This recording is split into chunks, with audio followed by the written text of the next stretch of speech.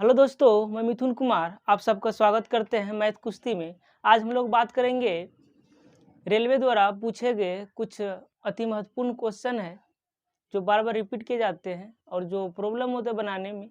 उस सवाल को लिए हैं 10 सवाल होंगे, सो आप लोग जरूर देखिएगा। देखिए सवाल नंबर 1 क्या कहता है। सवाल कहता है, चूंकि मेरे पास PDF है, एक्चुअली आपको बोर्ड पे दिखेगा स्क्रीन पर, ठीक है।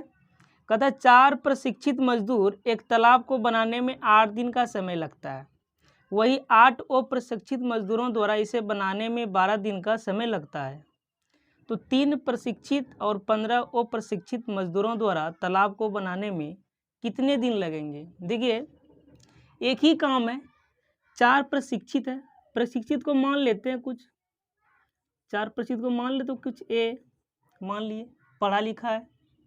ये करता है 8 दिन में एक ही काम। उसी काम को एक अशिक्षित यानी कि वो प्रशिक्षित, वो मान लेते हैं बी, कितना 8 गो अप्रशिक्षित है, इसको मान लेते हैं बी अप्रशिक्षित, ए को मान लेते हैं प्रशिक्षित। तो 4 प्रशिक्षित है जो 8 दिन में काम कर देता है, 8 अप्रशिक्षित है जो ऐसे लिखें जो ये 12 दिन में काम खत्म कर देता है। कहता है वही काम अगर 3 प्रशिक्षित और 15 अप्रशिक्षित को कितने दिन में करेगा। क्वेश्चन है ये।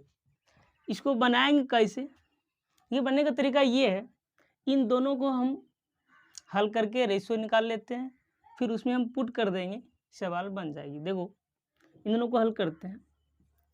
4a गुना 8 इज इक्वल टू 8b गुना 12।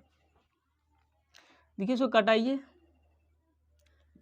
4 तिया 12, ये 8 8 गया, इधर बचा a, इधर बचा 3b। आप इसको रेशियो में कैसे लिखेंगे, इसको आप ऐसे लिखिए, a इज इक्वल टू 3, नीचे 1 होता है, ठीक है। अब यहाँ क्या मानेंगे, a बराबर 3 यूनिट, b बराबर 1 यूनिट। तो हम लोग इसमें पुट करेंगे, क्योंकि ये दोनों बराबर करेंगे तभी तो आंसर आएगा x का मान। तो क्या करेंगे, किसी एक, दोनों बराबर है, किसी एक को ले लेते हैं। मान लो 8 b को लिए, ये 12 दिन में करता है, तो कहता है 3a 3b ये कितने दिन में करेंगे। इसको कटाइए, आप पुट कीजिए, पहले इस मान को पुट कीजिए, है ना। b का वैल्यू कितना है 1, a का वैल्यू है 3, 3 गुना 3 प्लस 15 गुना 1 गुना x। आप इसको क्या करेंगे, हल करेंगे, हल कर दीजिए। 12 टे 96 हो गया, इधर 3 दिया 9, 9 15 हो जाएगा आपका 24 गुना x। आप इसको कटा दीजिए ना, कटा दीजिए, ये गुना मतलब भाग आ गया, कटाइए इसको, 4 बार में शायद खत्म हो जाता है, इसीलिए x बराबर 4। ये क्या निकला, दिन। करने का मतलब 4 दिन में ये समाप्त कर देगा, ठीक है।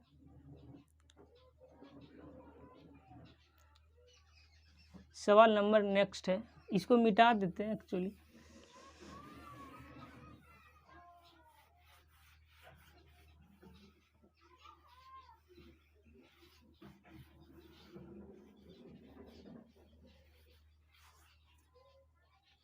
सवाल नंबर नेक्स्ट कहता है, एक व्यक्ति ने एक वस्तु को 1975 रुपये में खरीदा तथा 12% के लाभ पर उसे बेच दिया, तो वस्तु का विक्रय मूल्य क्या था। देखिए एक वस्तु को खरीदा यानी कि CP क्रय मूल्य, ये हमेशा 100% होता है, हमेशा। तो 100% इज इक्वल टू 1975 रुपीज़ हुआ। इतना में ये खरीदा, मतलब 12% के लाभ पे इसको बेच दिया, ये परसेंटेज ऐसे होता है। देखिए कोई वस्तु मान ली 100 में खरीदा, तो 100 का 12% 12 ही होता है, तो 112 में बेचा, ये कितना में बेचा होगा, देखिए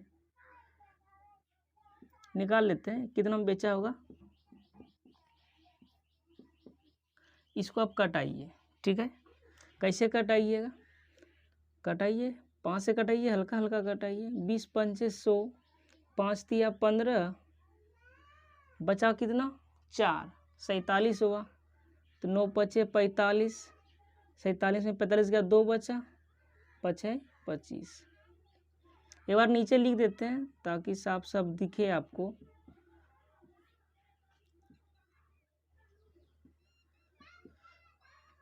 अब इसको करें फिर 5 से, 5 चौके 20 हो गया, हो जाएगा 9 पचे 45, सॉरी 7 पचे 35, बचा 4, 9 पचे 45।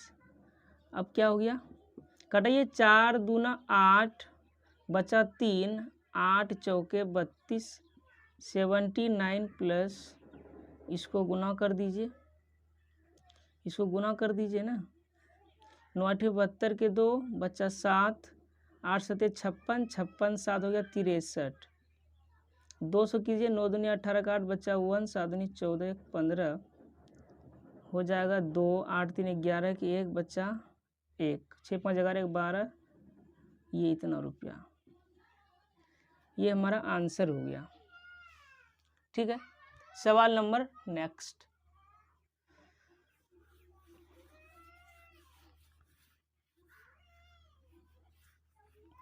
देखिए सवाल कहता है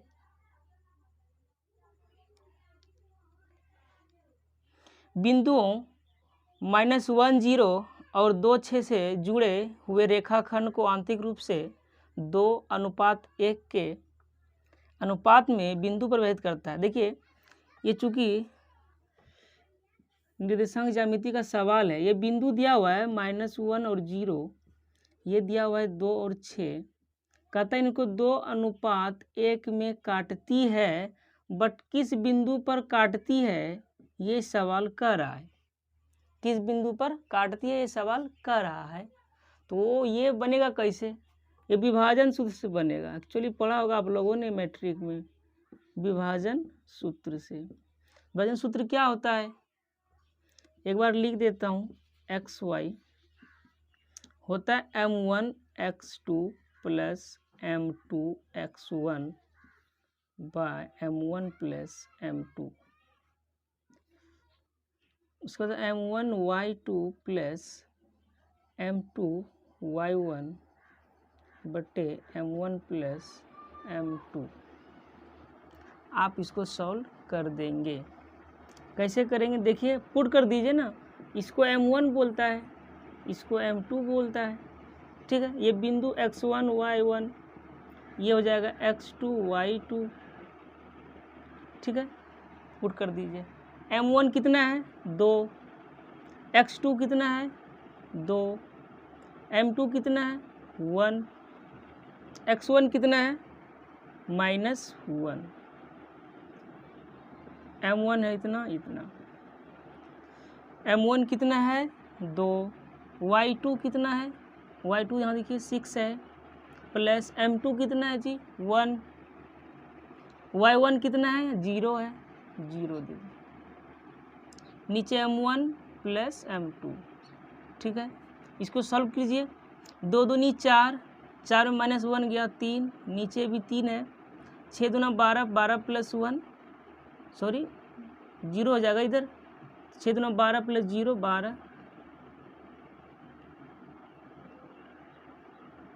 अब इसको कटाइए, कट जाएगा 1 बार में, ये 4 बार में।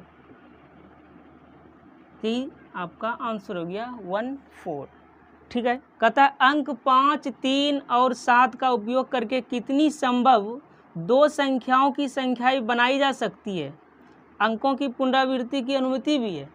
देखिए ये 5 है, 3 है और 7 है। कहता है कि कितनी संभव 2 अंकों की संख्या बनाई जा सकती है।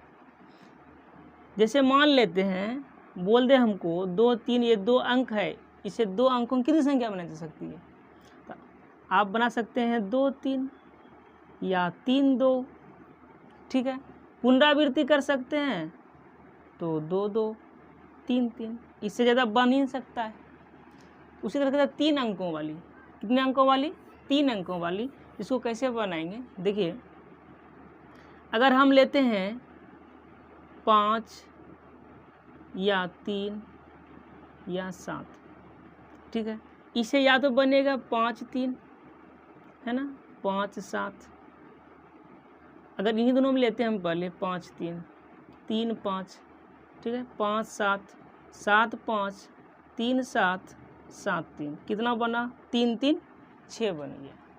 कहता है पुनरावृत्ति, पुनरावृत्ति कितना बन सकता है? मान लो 5 5 ही ले लो, 3 3 ही ले लो, 7 7, 1 2 3 4 5 6 7 8 9। तो हमारा आंसर क्या हो जाएगा? हमारा आंसर क्या हो जाएगा? 9, ठीक है। सवाल नंबर नेक्स्ट कहता है शुद्ध घी की कीमत 75 रुपया प्रति किलो थी, तो 20% कीमत में वृद्धि होने पर 4 किलो घी की कीमत क्या होगी? सवाल कहता है शुद्ध की कीमत जितो ना 75 रुपया पर केजी है, तो हम बोले ना कोई भी चीज़ अपने आप में क्या होता है? 100%, ठीक है। ये थी तो कहता है 20% बढ़ गई ना, 20% बढ़ा तो 100% में 20% कैसे बढ़ेगा? ऐसे बढ़ेगा। तो कितना होगा? हम लोग एक ही नियम से बना सकते हैं ऐसे। अब इसको काटा दीजिए ना, 5 दूना 10, 15 पचे 75, 2 छक्की 12, 15 छक्की 90। ये जो 90 रुपया हुआ ये दाम बढ़ गया। देखिए ये 1 केजी का दाम 75 रुपया था, 20% बढ़ा दाम तो हो गया कितना? 1 केजी का दाम 90 रुपया। इसीलिए कहता है 4 केजी का दाम क्या होगा?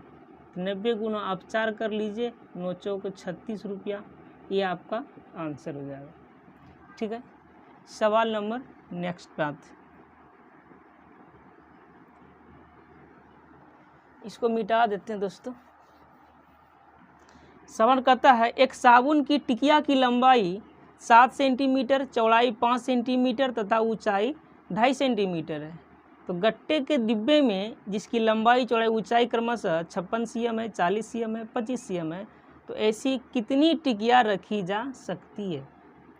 कहता है एक साबुन की टिकिया की लंबाई इतनी उतनी है, ठीक है। एक गट्टे में देखिए कोई भी टिकिया है ना, टिकिया की लंबाई मान लो कोई टिकिया होगा, पता नहीं, एक गट्टा भी है ना, जिसकी इसकी लंबाई ऊंचाई कितना है? 7 सेंटीमीटर है, 5 सेंटीमीटर है।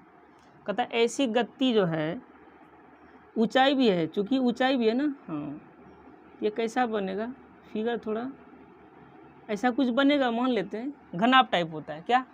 घनाभ टाइप, ठीक है। ऊंचाई भी दिया हुआ है, ठीक ना, तो लंबाई कितनी है? 7 cm, सॉरी हाँ ठीक है 7 cm है, चौड़ाई दिया हुआ है 5 cm और ऊंचाई जो दिया हुआ है 2.5 cm, ठीक है।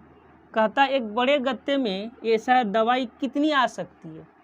तो ये भी घनाभ टाइप है, तो इसकी जो लंबाई दिया हुआ है 56 cm दिया हुआ है, चौड़ाई दिया हुआ है 40 cm एंड ऊंचाई दिया हुआ है 25 सेंटीमीटर, ठीक है। एक्चुअली सब सेंटीमीटर में, ये भी ध्यान देने वाली बात है, कभी कभी मीटर सेंटीमीटर अलग अलग दे देता है। उसको कैसे बनाएंगे? बस बड़े वाले में छोटे से भाग दीजिए, आंसर आ जाएगा। देखिए गत्ते का आयतन क्या जाएगा? गत्ते का वॉल्यूम बटे टिकिया का वैल्यूम, चूँकि अच्छा से लिख देते हैं, गत्ते के आयतन बटे टिकिया का आयतन, ये निकल जाएगा टिकियों की संख्या, नहीं ये निकल जाएगा टिकियों की संख्या। तो LBH होता है घनाभ का आयतन, होता है ना, लंबाई गुना चौड़ाई गुना ऊंचाई, इसको L1 गुना LB1 प्लस H1 मान सकते हैं। आप इस पुट कर दीजिए ना, 56 गुना 40 गुना 25 बटे 7 गुना 5 गुना 2.5, कटा दीजिए ना, इसको कटा दीजिए। 8 पंचे 40, 8 सत्ते 56, ये कट जाएगा, इसको उड़ा दीजिए, गुना 10 दे दीजिए, 25 25 ख़त्म हो गया। 8 8 64, 640 टिकिया, ये हमारा आंसर हो जाएगा। ठीक है, सवाल नंबर नेक्स्ट। ये सवाल कहता है एक हौज की लंबाई 30 मीटर तथा चौड़ाई 24 मीटर है, तो पानी की सतह को 3 डेसीमीटर नीचे उतारने के लिए कितना घन मीटर पानी उससे बाहर निकलेगा। देखिए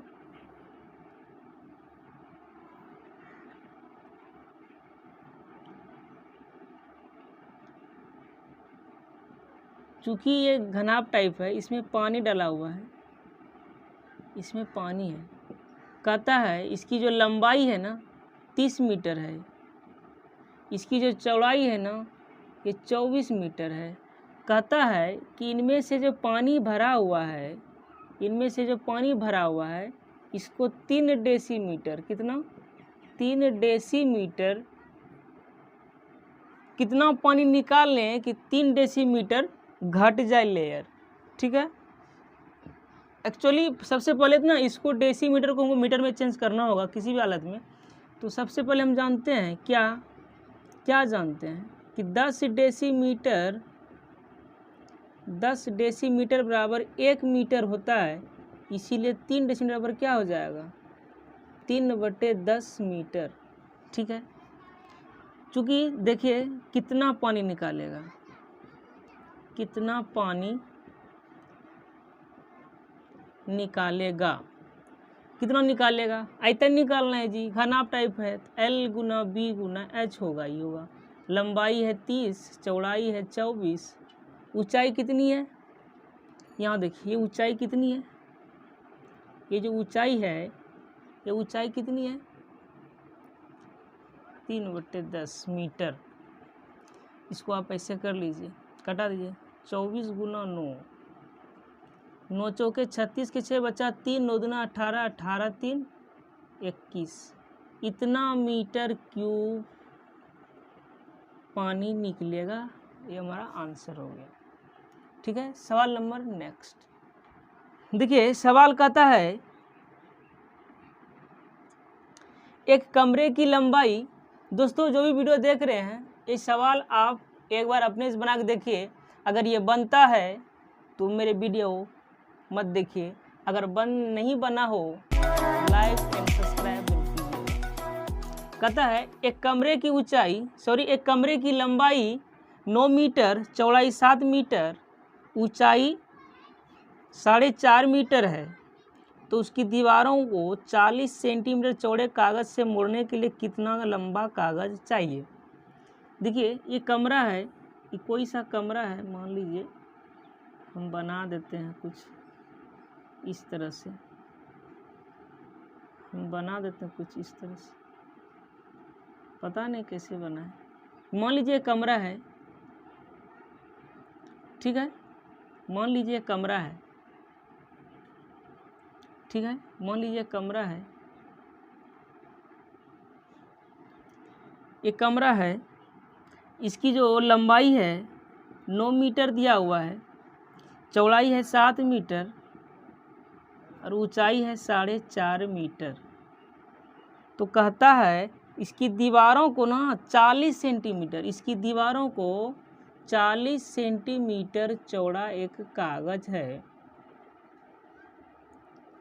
है, तो उससे इसको क्या करना है, इसको उससे मोड़ना है या फिर ढकना बोल सकते हैं आप, मोड़ना है या फिर उसको ढकना है।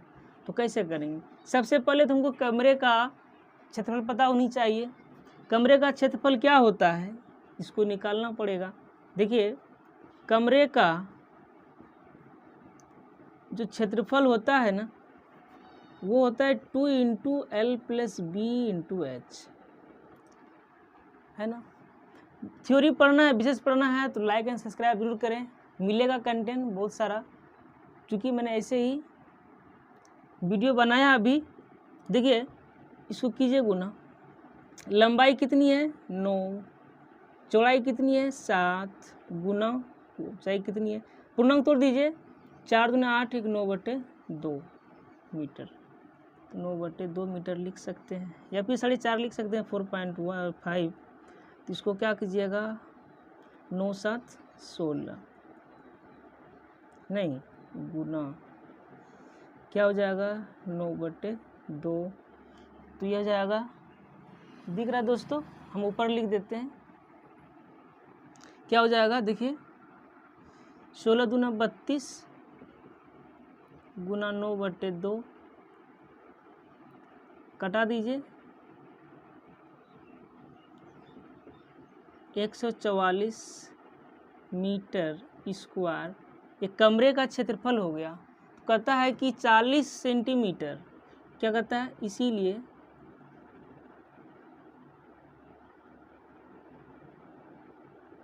कागज की संख्या क्या हो जाएगा, देखिए ये 44 मीटर है, तो 40 मीटर है एक्चुअली, स्क्वायर है, और 40 सेंटीमीटर है, कितना लगेगा, तो इसको हमको मीटर में बदलना पड़ेगा। कैसे बदलेंगे, या फिर इसको सेंटीमीटर में बदल लीजिए, ठीक ना, सेंटीमीटर में बदल लेते हैं, कोई दिक्कत नहीं ना, 100 से गुना करना पड़ेगा, चूँकि मीटर स्क्वायर है तो 200 से गुना करना पड़ेगा। अब इसको आप कटा सकते हैं, कटाइए, 4 से कट जाएगा, 4 चौक 16 जाता है, 4 तिया 12 बचा 2, 6 चौका 24, कितना हो गया 36,000 सेंटीमीटर कागजों की ज़रूरत पड़ेगी। कितना पड़ेगी 36, ये हो जाएगा सेंटीमीटर। तो हम लोग इसको मीटर में बदल लो ना, ऑप्शन मीटर में दिया हुआ है, इसीलिए इसको मीटर बदल दीजिए, 100 से भाग दे दीजिए, आप भाग दे दीजिए 100 से, ये हो जाएगा 360 मीटर बोल सकते हैं आप, ठीक है। सवाल नंबर नेक्स्ट, देखिए सवाल कहता है एक कमरे की चारों दीवारों का क्षेत्रफल 68 वर्ग मीटर है, कितना है 68 वर्ग मीटर है, इसके फर्श का क्षेत्रफल, ये फर्श होगा जी, ये फर्श होगा, है ना, ये कमरा होगा ना, ये कमरा तो होगा ही, होगा ना, मान लेते हैं कुछ भी,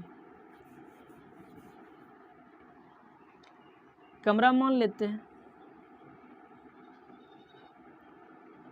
ठीक है।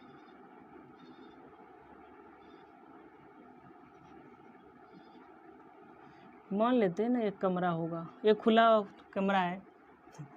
देखिए एक कमरे की चारों दीवारों का क्षेत्रफल 68 है, 4 दीवारों का जो क्षेत्रफल है ना वो कितना है 68 वर्ग मीटर, यानी कि मीटर स्क्वायर, ठीक है। ये जो फर्श है, ये जो फर्श है, इस फर्श का जो क्षेत्रफल है ये दिया हुआ 17.5 मीटर स्क्वायर। और एक बात कहता है फर्श की जो लंबाई है ना, इसकी जो लंबाई है ना ये 5 मीटर दिया हुआ है, तो इसे चौड़ाई हम निकाल सकते हैं, क्योंकि फर्श लंबाई गुना चौड़ाई होता है या फिर वर्ग होता है, चूँकि लंबाई दे तो चौड़ाई होगा, इसका मतलब आयताकार होगा, इसीलिए फर्श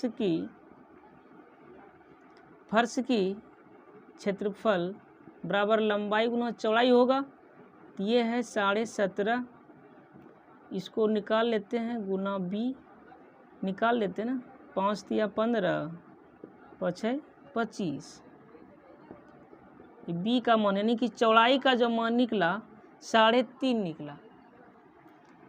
तो कहता क्या है इसमें, कहता है तो कमरे की ऊंचाई निकालना है, कमरे की ऊंचाई निकालना है, क्या निकालना है, कमरे की ऊंचाई। तो कमरे की ऊंचाई क्या होगी, कमरे की ऊंचाई, कमरे की क्षेत्रफल निकालना है, तो हम जानते हैं 2 × L + B × H होता है नहीं।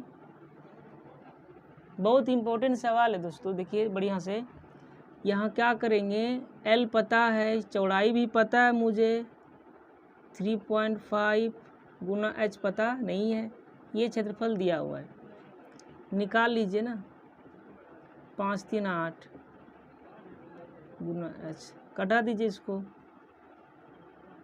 कटा दीजिए ना, 3 दूना 6, 4 दूना 8,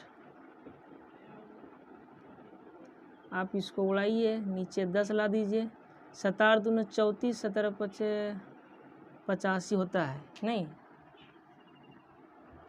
ठीक है। तो इधर हो गया 20, 5 गुना h, इसीलिए h का मान क्या हो जाएगा 4, यानी कि ऊंचाई कितना हो जाएगा हमारा 4 आंसर। सवाल नंबर नेक्स्ट।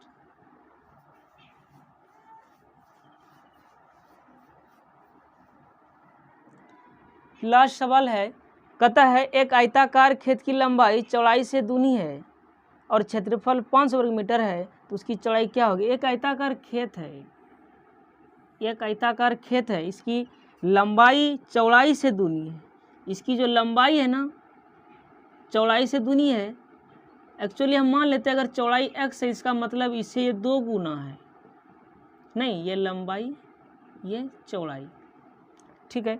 तो कहता है कि इसकी चौड़ाई क्या होगी, जबकि क्षेत्रफल दिया हुआ है 500 वर्ग मीटर, 500 मीटर स्क्वायर एरिया दिया हुआ है।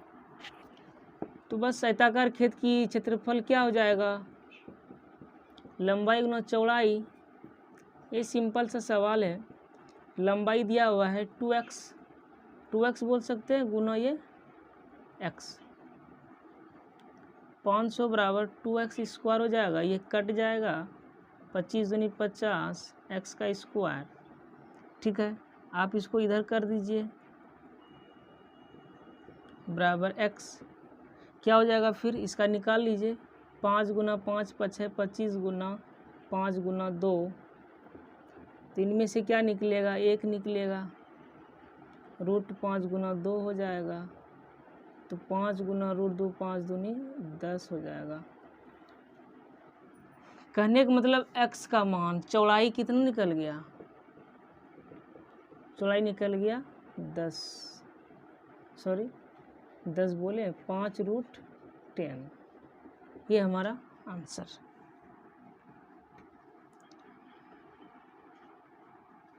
सो थैंक यू दोस्तों, अगर ये वीडियो अच्छा लगे तो लाइक एंड शेयर जरूर करना। So thank you.